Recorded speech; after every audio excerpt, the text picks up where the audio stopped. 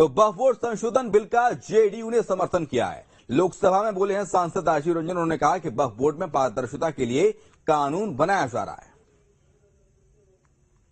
कई माननीय सदस्यों की बात सुनने से ऐसा लग रहा है जैसे यह जो संशोधन लाया गया वक्फ बोर्ड के कानून में यह मुसलमान विरोधी है। कहां से यह मुसलमान विरोधी है? कौन सा इसका कानून मुसलमान विरोधी बताता है? यहाँ उदाहरण दिया जा रहा है कि अयोध्या की मंदिर गुरुबाई, अरे मंदिर और संस्था में अगर अंतर आपको नहीं समझ में आ रहा है तो आप कौन सा तर्क खोज रहे हैं? अरे ये मंदिर नहीं है। आपके मस्जिद को छेड़छाड़ करने का प्रयास नहीं किया जा रहा है। यह एक कानून से बना हुआ संस्था है। उस संस्था को पारदर्शी बनाने के लिए कानून बनाया जा रहा है। पारदर्शिता होना चाहिए। कोई निरंकुश संस्था कोई भी कानून से, वक्फ बोर्ड कैसे बना? वक्फ बोर्ड किसी कानून से बना है और कानून से बना हुआ कोई भी संस्था अगर निरंकुश होगा तो उसमें पारदर्शिता लाने के लिए सरकार को हक है, अधिकार है कानून बनाने का।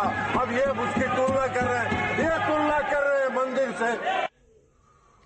तो आपने सुना राजीव रंजन को। तो वहीं एआईएम के चीफ असदुद्दीन ओवैसी का बड़ा बयान सामने आया। उन्होंने कहा कि ये बिल विरोध का बिल है, संविधान विरोधी बिल है। ये बिल धार्मिक आजादी के खिलाफ में बात कही है।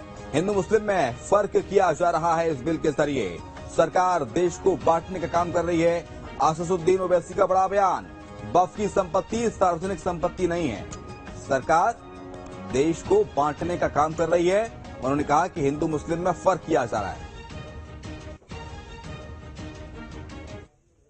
I have given a notice under Rule 72 to oppose the Waqf Amendment Bill. Sir, I oppose the introduction of the bill under Rule 72(2) on the grounds that this House does not have the competence to make these amendments. This bill patently violates the principles provided in Article 14, 15 and 25. Sir, it is both discriminatory, arbitrary.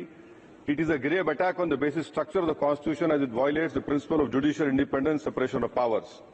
Sir, one thing has to be understood, that the Waqf management of a property is an essential religious practice for a Muslim. By denying legal recognition to Waqf al-Awlad under Clause 4 and Waqf by use under Section 3(r)(1), government has sought to severely restrict how Muslims can manage their Waqf property. Sir, in fact, Hindu endowment boards, I challenge, Hindu endowment boards are recognized even by usage and custom. Here you are asking for documentation.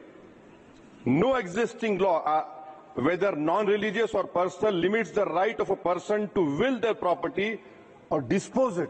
But what you are doing over here, a Hindu can give through will his complete property to his daughter or son. I as a Muslim cannot do, I can only give 1/3.